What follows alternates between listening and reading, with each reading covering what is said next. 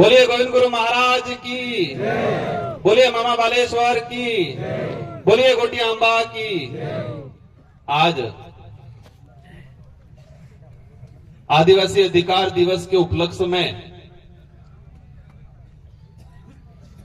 इस आदिवासी तीर्थ स्थल गोटियांबा के इस प्रांगण में आयोजित इस कार्यक्रम में विशेषकर सबसे पहले हमारे जो मंच पे विराजमान इस क्षेत्र के अंदर और पूरे देश के अंदर आदिवासी समुदाय, साथ ही पिछड़ा दलित, मानवता को लेके काम करने वाले हमारे गोविंद गुरु महाराज को नमन करना चाहूंगा। मामा बालेश्वर जी को नमन करना चाहूंगा। शिक्षा को लेके अपने प्राण बचाव करने वाली वीर बाला कालीबाई कलासुआ को नमन करना चाहूंगा। हमारे पड़ोसी अभी वर्तमान जो राज्य मध्य प्रदेश है, उस इलाके में अकाल के दौरान जो बड़े सेठ हुआ करते थे, गरीबों को अनाज सस्ते दाम पे खरीद के पूरे कोठियां भर रखी थी, उनको लूट के अकाल के दौरान जो गरीब अपनी भूखमरी से मर रहा था, उनको बांटने का काम करने वाले टाटिया मामा को नमन करना चाहूंगा। साथ ही इस देश को एक शानदार संविधान दिया। एक दलित समुदाय से आते थे, लेकिन उनके पास शिक्षा ऐसी ताकत थी, तो अंग्रेजी शासन काल में संविधान निर्माण की समितियां बनी और इसमें मुख्य भूमिका निभाने वाले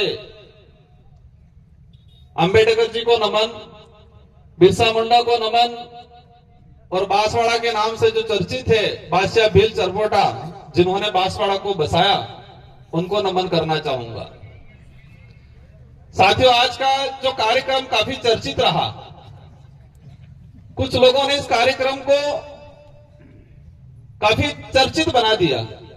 किसी को लग रहा होगा, जिन्होंने चर्चित बनाया उनको लग रहा होगा हमने अच्छा किया, लेकिन आने वाले 20, 25, 50 साल बाद उनकी पीढ़ियां, उनके बच्चे पढ़ेंगे या सुनेंगे तो उनको बच्चों को शर्म आएगी कि हमारे बाप दादा ऐसे थे जो गलत रास्ते पे चल के इस कार्यक्रम को असफल करने की और समाज के रोड़ा अटकाने का काम करने का काम किया था। उनके बच्चे कहेंगे, हम नहीं कहेंगे। आज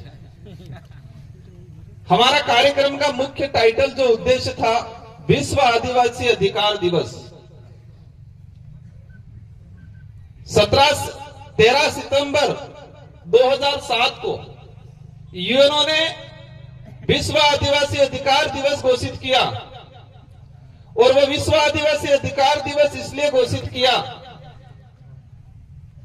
एक बात हमको समझनी पड़ेगी। इस भारत देश के अंदर विश्व आदिवासी दिवस है और राज्य सरकार ने इसका राजकीय अवकाश घोषित किया 2020 के अंदर। वो आप लोगों की बदौलत थी कि हम 2 विधायक चुन के गए और गहलोत जी की सरकार थी और हमने कहा इसको घोषित करो, और घोषित करना पड़ा। तो इस देश के अंदर विश्व आदिवासी दिवस मनाया जाता है और एक विश्व अधिकार दिवस मनाया जाता है आदिवासियों के लिए। तो इस देश के अंदर हर समाज रहता है, हर धर्म का व्यक्ति रहता है, और इस देश के अंदर हर समाज एक दूसरे समाज को मान सम्मान देता है। ये बात अलग है कि कुछ लोग जातिवादी जहर से प्रभावित होते हैं, जिनकी मानसिकता जातिवादी जहर से पोषित होती है। वो लोग जरूर एक इंसान को इंसान नहीं समझ के जातिवादी आधार पर नफरत करते, वो बात अलग है। लेकिन अधिकतर संख्या में इस देश में हर समाज एक दूसरे समाज को सम्मान पूर्वक देखता है। लेकिन कुछ अपवाद जो जातिवादी जहर से प्रभावित होकर उनकी मानसिकता प्रभावित होती है, पोषित होती है, और पोषित होने के बाद वो इंसान से नफरत करते हैं। तो इस देश में सिर्फ विश्व आदिवासी दिवस क्यों मनाया जा रहा है और आदिवासी अधिकार दिवस ही क्यों घोषित किया उन्होंने? ब्राह्मण दिवस भी करना चाहिए था, जैन दिवस भी करना चाहिए था, मुस्लिम दिवस भी करना चाहिए था, यूएनओ को विश्व हिंदू दिवस के नाम से भी घोषणा करना चाहिए था, किसी अन्य धर्म के नाम से भी घोषणा करना चाहिए था, लेकिन किया है क्या? आदिवासी विश्व आदिवासी दिवस संयुक्त राष्ट्र संघ ने और 2007 के अंदर विश्व आदिवासी अधिकार दिवस एक मानवाधिकार दिवस है, क्योंकि मानव धर्म सबसे बड़ा धर्म मान लो। लेकिन आदिवासियों का दिवस इसलिए घोषित किया कि इस देश के अंदर नहीं पूरे विश्व के अंदर जो स्थानीय जो ट्राइबल्स हैं उनके अधिकारों का शोषण किया गया आज तक। हमें संविधान के अंदर अधिकार मिल गया, आरक्षण मिल गया, संवैधानिक प्रावधान मिल गए संविधान में, लेकिन इसको धरातल पे आज तक लागू नहीं किया गया। तो धरातल पे अधिकार लागू कौन करेगा? जो विधानसभा लोकसभा में बैठने वाले लोग, सांसद और विधायक, और वर्तमान में या भविष्य में जो भी तत्कालीन सरकार रही होगी बहुमत में, कैबिनेट का अधिकार है कि संविधान में जो प्रावधान है उसको धरातल पे लागू किया जाए, लेकिन आज तक नहीं किया। मैं इस पांडाल में जो विराजमान सभी साथियों से जानना चाहूंगा, हालांकि ये राजनीतिक मंच नहीं है, न ही हम राजनीतिक पे चर्चा करना चाहेंगे, लेकिन हमारी समस्या जो पैदा हुई वो कहीं न कहीं इन्हीं कारणों की वजह से हुई। आज तक किसी भी राजनीतिक पार्टी ने क्या विश्व अधिकार दिवस मनाया? विश्व अधिकार दिवस ये दिवस मनाया? संविधान के अंदर शेड्यूल 5 का प्रावधान है, अनुच्छेद 244(1) के तहत ट्राइबल्स को राइट्स दे रखे हैं। यहां पर कई प्रकार के आदिवासी की जमीन गैर आदिवासी सीधा नहीं खरीद सकता, ये संविधान में प्रावधान है। क्या ये दूसरी पार्टियों वालों ने बताया? इस इलाके के अंदर रिजर्वेशन का प्रावधान, प्रायोरिटी आदिवासियों को दिया जाएगा, यह संविधान के अंदर 1950 में ही प्रावधान हो गया। क्या ये बात किसी ने बताई हमको? ये बात अलग है। कुछ लोग कहते हैं कि भैरव सिंह जी की सरकार आई और आज हमको यहां पर आरक्षण दिया ही, कहते हैं 1995 में। यह बात सही है कि 1995 से पहले हमारे इस इलाके के अंदर कोई भी समाज का सरपंच बन सकता था, एमएलए बन सकता था।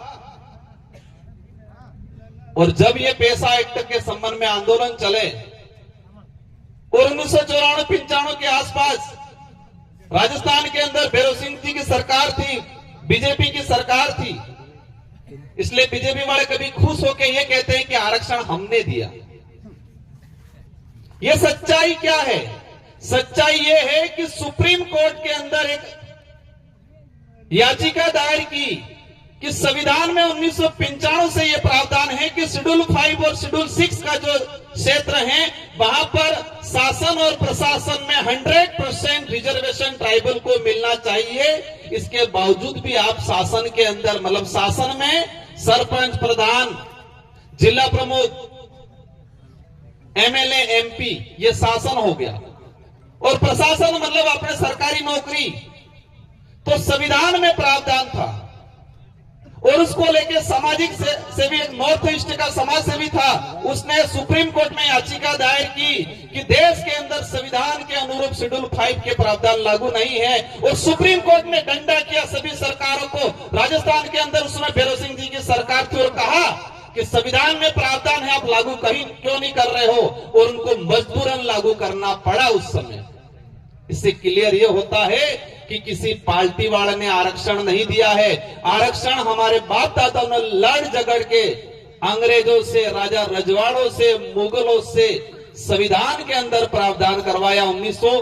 1875 का जो अधिनियम था उसमें यह शेड्यूल 5 का प्रावधान हुआ, और 1950 के अंदर संविधान के अंदर एज इट इज इसको लिया गया। हमारा विषय यह था आज हमारा विषय ये था कि हमारे लोगों को हमारे राइट्स बताए। अभी पूर्व वक्ताओं ने बताया, क्या बोला, पुलिस प्रशासन परेशान करता है, राजस्व वाले परेशान करता है।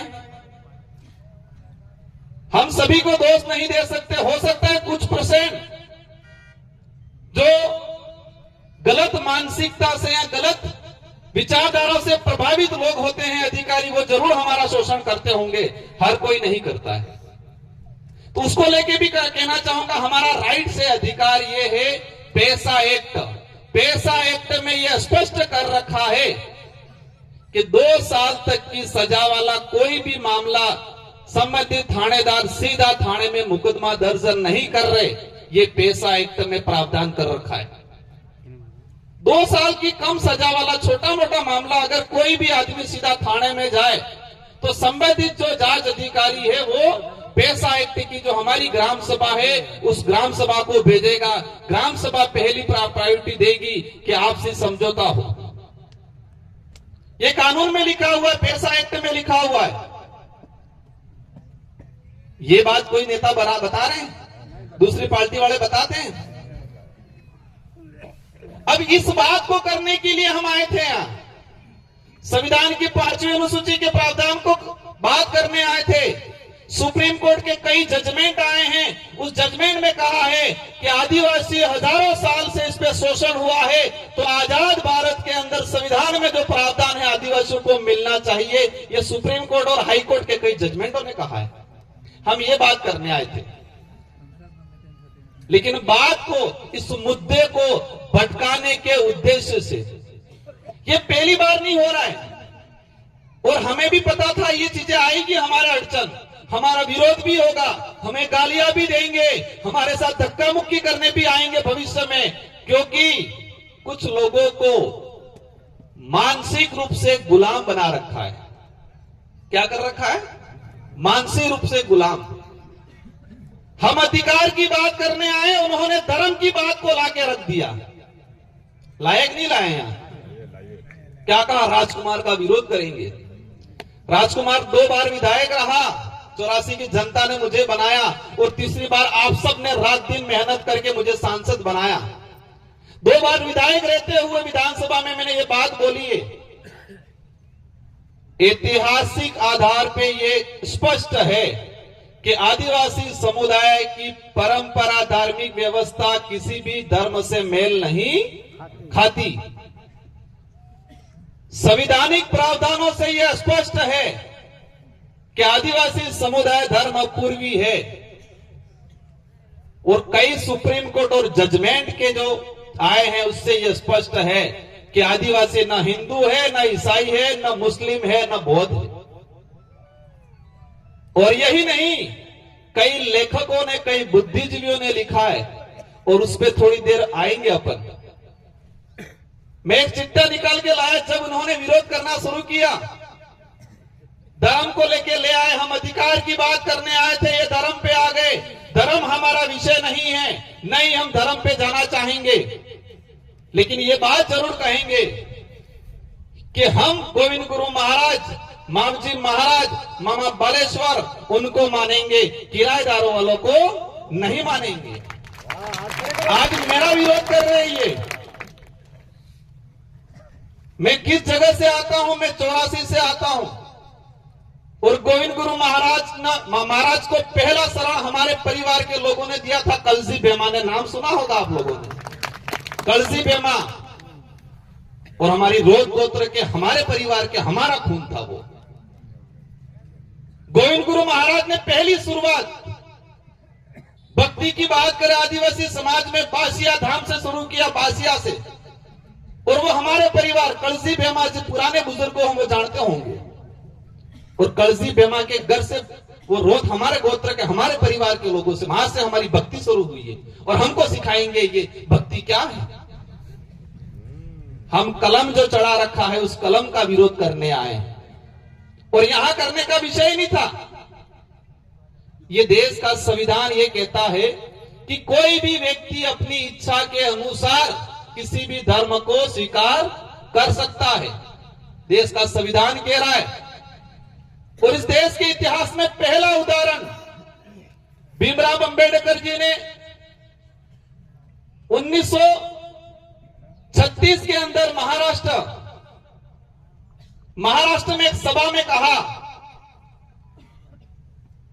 कि मैं अज्ञानता वंश हिंदू धर्म में पैदा हुआ, लेकिन मैं मरूंगा नहीं, ये मेरे बस में है। ये बात बोली भीमराव अंबेडकर जी ने। और 1956 में देश की आजादी के बाद का एक सुनहरा इतिहास है कि नागपुर के अंदर 14 नवंबर 1956 में 3 से 4 लाख लोगों के साथ भीमराव अंबेडकर जी ने बौद्ध धर्म अपनाया। ये इतिहास किसी भी पाठ्यक्रम में नहीं पढ़ाया जाता है। हम किसी भी धर्म का विरोध नहीं करेंगे, लेकिन जो सच्चाई है उस सच्चाई को हमारे समाज, आने वाली पीढ़ी को देना हमारा कर्तव्य है। और हमें यही पता है कि जब हम सच्चाई की बात करेंगे, अधिकारों की बात करेंगे, तो जो मानसिक रूप से गुलाम लोग हैं वो हमारा रोड़ा अटकाएंगे, ये भी पता है। काशीराम जी ने कहा था कि इस देश के अंदर हजारों साल से जातिवादी मानसिकता से शोषण करने वाले लोग मेरा विरोध करेंगे, तब तक मैं सही दिशा में चल रहा हूं। जो मीडिया जातिवादी मानसिकता से प्रभावित मीडिया होगी, जब तक वो मीडिया और वो लोग मेरा विरोध करेंगे, तब तक मैं सही दिशा में हूं, ये काशीराम जी ने कहा था। और जिस दिन उन लोगों ने, और जातिवादी मानसिकता वाली मीडिया ने मेरी तारीफ शुरू कर दी, तो समझ लो मैं गलत दिशा में जा रहा हूं, ये काशीराम जी कहते थे। तो आज भी यही है, मेरा विरोध करते हैं तो मुझे खुशी होती है, मुझे दुख नहीं होता है, क्योंकि हम सही दिशा में चल रहे हैं। हम सही दिशा में चल रहे हैं, हम वास्तविक गोविंद गुरु महाराज मामा बालेश्वर की भक्ति का अनुसरण कर रहे हैं, ये हमें लगता है। और ये बात भी समझ लेना, जो विरोध करने वाले हैं उन्होंने हमारी तारीफ करना शुरू कर दिया, समझ लेना हम गलत दिशा में जा रहे हैं। हुआ था कि नहीं हुआ था? भाजपा के प्रदेश प्रभारी आए, उन्होंने कहा राजकुमार रोध बहुत अच्छा आदमी है। कहा कि नहीं कहा? राजकुमार रोध बहुत अच्छा आदमी है, युवा है। उन्होंने सच्चाई कहा, यह कहा कि जो आज तक नहीं आदिवासी इलाके के अधिकारों की बात नहीं की, वो बीएपी पार्टी और राजकुमार रोध कर रहा है। ये भाजपा के प्रदेश प्रभारी जी ने कहा। मेरे को लगा मैं कहीं गलत दिशा में तो नहीं जा रहा हूं, ये समझ लेना। मैंने कहा हो सकता है हम गलत दिशा में जा रहे और वो तारीफ तो नहीं कर रहे, वो गुप्त बात है, उस बात को नहीं बताऊंगा। और हमने कह दिया हम सही रास्ते चलेंगे, और वापस जाते वक्त बोल के राजकुमार बहुत खराब है। तब मेरे को तसल्ली हुई। उन्होंने तारीफ की तो मुझे तकलीफ हुई। उन्होंने वापस जाते वक्त कहा राजकुमार खराब है, तो मुझे अच्छा लगा, क्योंकि हम सही दिशा में जा रहे हैं। ये बात ध्यान रखना। ये लड़ाई नेता बनने की नहीं है, ये लड़ाई सिर्फ नाम कमाने की नहीं है, ये लड़ाई वास्तविकता को आगे ले जाने की, हमारे अधिकारों को लड़ने की, संविधान को धरातल पे लाने की आबा वाली पीढ़ी ने सुनहरा अवसर आलवानी लड़ाई। गोविंद गुरु महाराज कही कहता उसने निस करो, निस ने ओस करो। ये हमारी भक्ति है। मैं कई उदाहरण लेके आया हूं, समय काफी हो गया है। एनसीईआरटी, इस देश के अंदर पाठ्यक्रम चलता है, उसका पाठ्यक्रम तैयार करता है एनसीईआरटी। और एनसीईआरटी की किताब थी 12वीं क्लास में सामाजिक विज्ञान की। इस किताब में यह पढ़ाया जाता था, क्योंकि ये बात इसलिए बता रहा हूं मैं आज कि भाजपा के लोगों ने, इन लोगों ने बिरसा मुंडा युवा शक्ति के नाम से ये कार्यक्रम कर रहे, नहीं कर रहे? बिरसा मुंडा जी के नाम से। तो बिरसा मुंडा जी का उपदेश था 12वीं क्लास सामाजिक विज्ञान की किताब में, इनके पाठ्यक्रम में सम्मिलित किया गया था कि आदिवासी समुदाय की अपनी भक्ति परंपरा अन्य धर्मों से अलग है। आदिवासी समुदाय कि भक्ति परंपरा रीति रिवाज न हिंदू से मेल खाते हैं न ईसाई से मेल खाते हैं, ये बिरसा मुंडा ने कहा था। जिस बिरसा मुंडा जी को आगे करके ये लोग घूम रहे हैं। लेकिन उन्होंने क्या किया, 2024 के अंदर वो पाठ्यक्रम पहले से चला आ रहा था और 2024 के अंदर उस पाठ्यक्रम को बदल के क्या लिखा, बिरसा मुंडा जी हिंदू धर्म की पालना करने के लेके के गए, ये लिखा। लेकिन वो पाठ्यक्रम जो पहले चल रहा था, वो इतिहास हमारे पास है। हम हिंदू धर्म का भी विरोध नहीं कर रहे हैं, लेकिन ये सच्चाई है कि आदिवासी न हिंदू है न ईसाई है, तो बोलेंगे हम। बिरसा मुंडा जी को आगे किया और बिरसा मुंडा जल जंगल जमीन को लिए लड़ते थे और बिरसा मुंडा जी को आगे करके ये लोग हमारी जल जंगल जमीन हड़पने का काम कर रहे हैं। बिरसा मुंडा प्रकृति पूजक थे, जोहार उनका उद्बोधन था, और बिरसा मुंडा जी को आगे करके जोहार का विरोध कर रहे हैं आज ये लोग। हमारी लड़ाई अस्तित्व को बचाने की है, उनकी लड़ाई सत्ता पाने की है। क्या पाने की है? सत्ता पाने की। उनको समाज को गुमराह करके, क्योंकि युवा पीढ़ी तो समझदार हो गई। सुना है यहाँ कार्यक्रम हुआ उस दिन, हमारे बेचारे बड़े बुजुर्ग हमारे भगत को बहुत डांटा ही कह रहे हैं, तुम तो यहाँ भक्ति कर रहे आ रहे हो, तुम्हारे छोरे तो वहां जा रहे हैं करके। सही बात है महाराज, उस दिन बहुत डांटा ही कह रहे हैं कि तुम यहाँ भक्ति करने आ रहे हो, तुम्हारे छोरे तो वहां जा रहे हैं।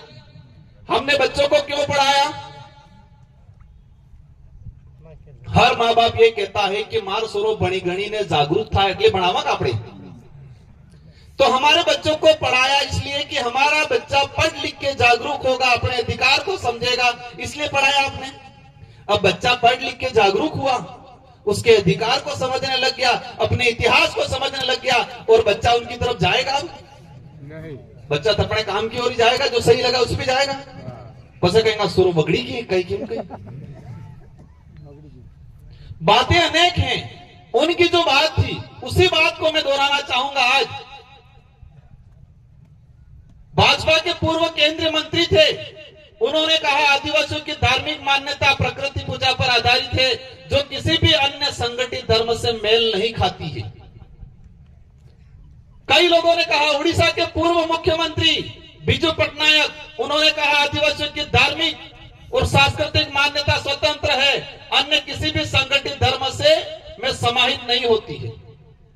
और झारखंड के अंदर 2020-21 में मीडिया के साथी विशेष ध्यान दे, झारखंड विधानसभा के अंदर 2020 में एक प्रस्ताव पास किया गया विधानसभा के अंदर कि आदिवासी समुदाय धर्म पूर्वी है और आदिवासी समुदाय न हिंदू है न ईसाई है। ये झारखंड विधानसभा से प्रस्ताव पास करके आदिवासियों का अलग धर्म कॉलम के लिए डिमांड भेजा दिल्ली केंद्र सरकार को। झारखंड विधानसभा में जेजेएम की सरकार थी, लेकिन विपक्ष में कौन था? विपक्ष में भाजपा के लोग थे। प्रतिपक्ष नेता, भाजपा का प्रतिपक्ष झारखंड का नेता कहता है कि आदिवासी हिंदू नहीं है, लेकिन हमारे यहाँ के कुछ नेता कहते हैं, क्या कहते हैं ये,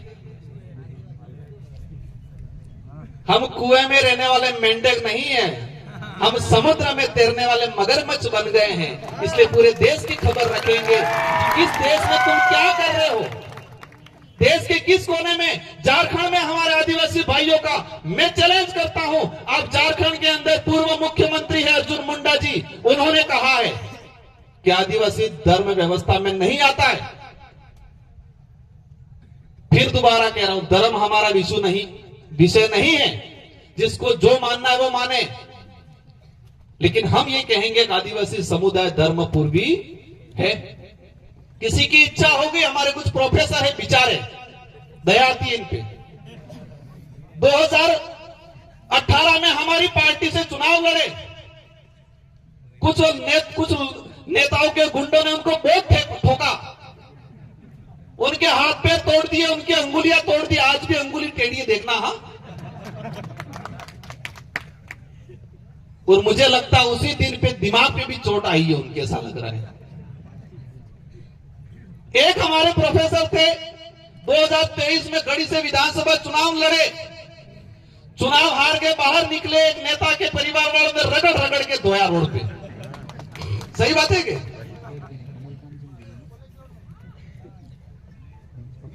फिर भी वो कहां जाके चले गए?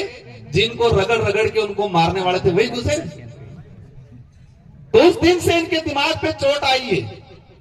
इसलिए बेचारे हमारे साथी कह रहे थे हमको कहीं नहीं उलझना है, वो बेचारे हैं, इन पे दया करनी है। समाज क्या सोचता था आप अपने अस्तित्व के लिए? एक प्रोफेसर साहब कुछ पहले दिन तो कह रहे थे कि आदिवासी किसी धर्म में नहीं आता है, और आज कह रहे हैं कि वर्ण व्यवस्था में आप मानो कोई दिक्कत नहीं, आप शूद्र में जाके मानो, हमें कोई दिक्कत नहीं है, आपको अच्छा लग रहा है जो धर्म मानो, हम विरोध नहीं कर रहे। यहां पर भी जो बैठे हम किसी को ये पाबंद नहीं कर रहे, जिसको कि इस देश का संविधान आजादी देता है प्रत्येक व्यक्ति को। आज देश के अंदर हम देख रहे हैं ये सारा खेल है दिमाग का। कुछ विचारधारा ने ये किया, आदिवासी समुदाय को इनको कमजोर करना है, दलित को कमजोर करना है, माइनॉरिटी को कमजोर करना है, तो उनको आपस में लड़ाओ। और आपस में लड़ाने का एक साधन देखा उन्होंने धर्म। मानसिक गुलामी सबसे बड़ी गुलामी होती है। और मैं कई बार कहता हूं मानसिक विकलांगता, एक आदमी थे कि पोख थे कि विकलांग रहे, आपने देखा है विकलांग है, देखा नहीं देखा है, और एक दिमाग थे कि विकलांग कहवाए, ये देखा है आपने नहीं देखा है। तो कुछ विचारधारा आरएसएस जैसे संगठनों ने हमारे समाज के कुछ लोगों को दिमागी रूप से विकलांग करके छोड़ दिया है। और जो दिमाग से विकलांग है ये हम में सब डहा बुजुर्ग लड़वा में बड़द बुजुर्ग, ये उदाहरण मैं बार बार देता हूं, उसको आज भी दूंगा मैं, क्योंकि कुराक बड़द अभी के तवे लाट ले। अपने जब बारिश का समय आता है तो पेलो डाहो थोड़ो खाइन काटो था, अपने ये बड़ा दिन के डाहो कहीं बड़द अब काटो थाइन पसे डहा डहा बड़द बड़द लड़ाई सी की तेने हेंगड़ो भांगे कि नहीं भांगे। अब हेंगड़ो भांगी जाए, साटा के गाड़ी पड़े तेरा कीड़ा पड़ी थी यार दिमाग में हो पड़े कीड़ा, ते कीड़ा पड़वा बाद भी यहाँ बड़द में कई फर्क नहीं पड़ा, खाए એટલે ખાય સરે એટલે સરે, આપણે और आकत और भी फरे ओले।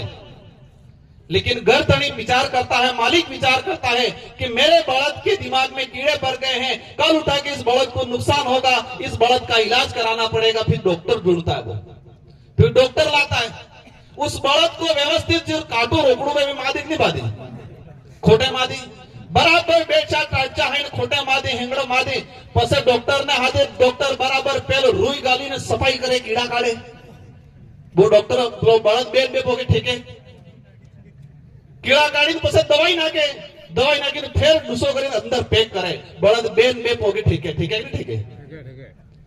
फिर वो बड़द उस मालिक को, उस डॉक्टर को दुश्मन की तरह देखता है और बार बार दौड़ के मारने जाता है। लेकिन उस बेचारे मालिक और उस डॉक्टर ने उस बड़द की भलाई का काम किया कि नहीं किया? लेकिन उस बड़द को क्या लगता है दुश्मन है, ये लगते कि नहीं लगते?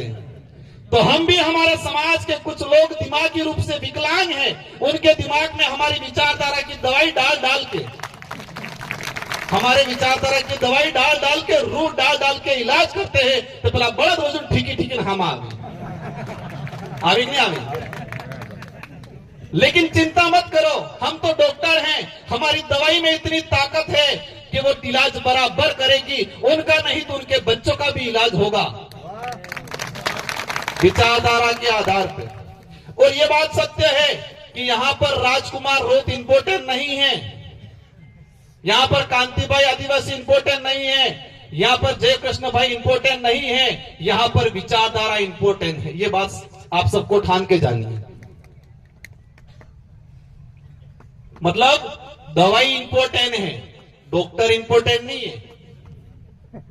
हम डॉक्टर है, सिर्फ दवाई बनाने वालों ने बनाई है बहुत जोरदार, और उस दवाई को हम तरीके से बराबर रूप से डाल डाल के कीड़े निकाल निकाल के डालते हैं, दवाई अच्छे से इलाज करने का काम किया है। और यहां रोकने की बात करें, यहाँ का सांसद तो हम लोग मध्य प्रदेश, महाराष्ट्र, छत्तीसगढ़, झारखंड, पूरे देश के कोने में जाके कार्यक्रम करते हैं। लेकिन मैं उलझना नहीं चाहता हूं, और के जो कुतरू थाई जाए આપણે છેડો સિટીસનો આણામોસ આપણે ભલાઈએ। हमें किसी की लाइन को कम नहीं करना है, उनकी लाइन अपने आप कम हो रही है। उनकी लड़ाई सत्ता पाने की है, हमारी लड़ाई अस्तित्व बचाने की है, हमारी लड़ाई इंसानियत बचाने की है। मामा बालेश्वर कौन थे? यूपी से इटावा के पंडित थे, ब्राह्मण थे नहीं थे? मामा बालेश्वर एक ब्राह्मण थे, लेकिन इन्होंने हमारे समाज के लिए रात दिन मेहनत करके इस समाज में जन जागरण किया। आप भगवान के बराबर मान रहे हैं नहीं मान रहे? हम मानते हैं। ये पैसा एक्ट कानून आया छत्तीसगढ़ के अंदर, बस्तर में एक कलेक्टर थे बीडी वर्मा,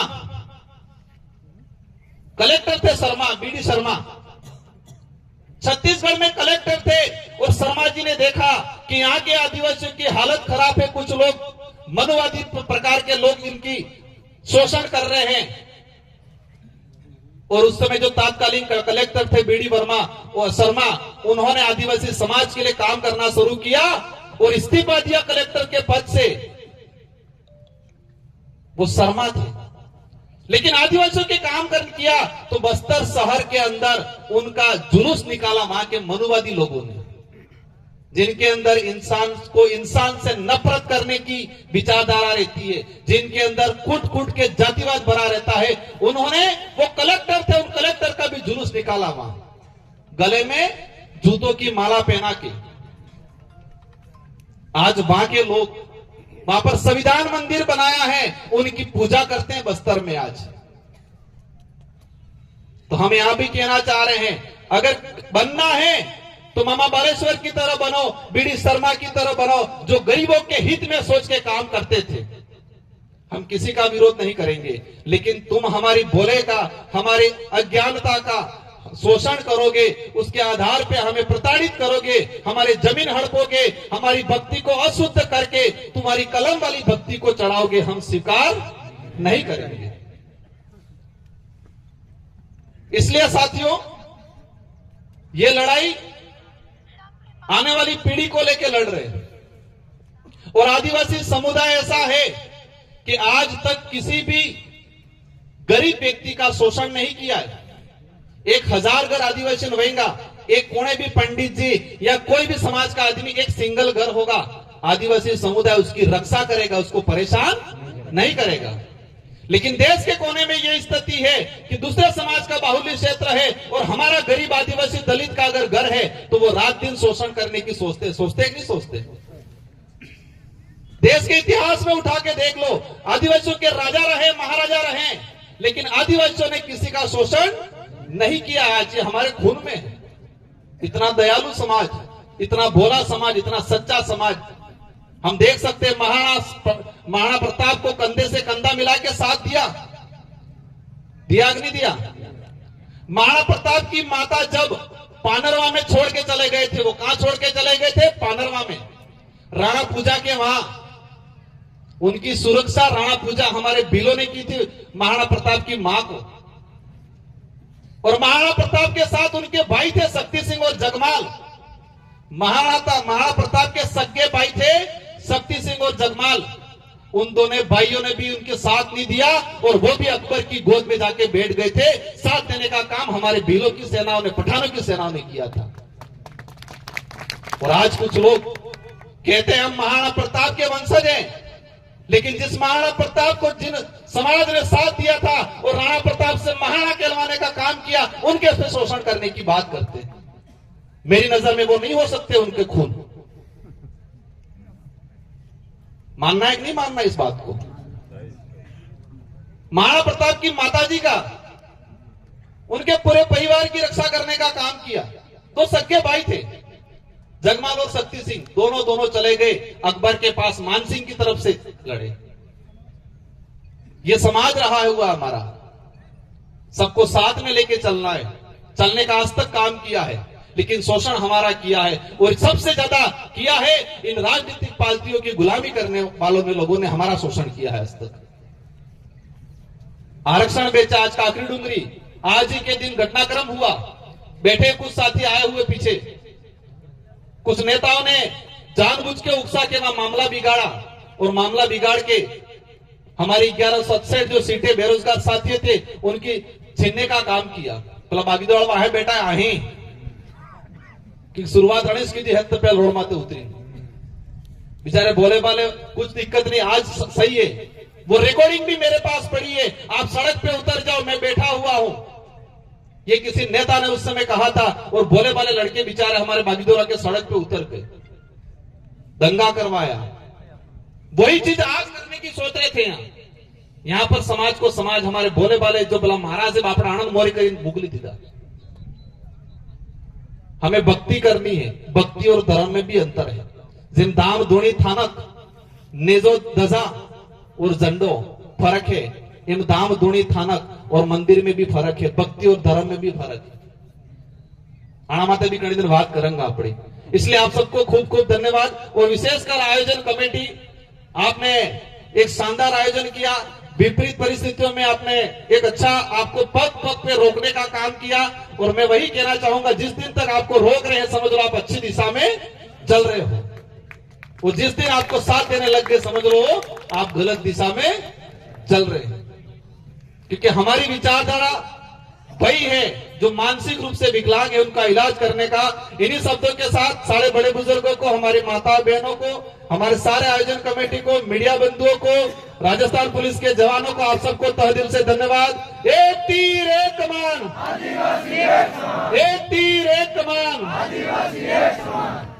बोलिए मामा बालेश्वर की, बोलिए गोविंद गुरु महाराज की। आप सबको जय जवान, जय भारत, जय संविधान, जय भीम प्रदेश। 10 मिनट एक बार बैठ जाना, एक भजन करके।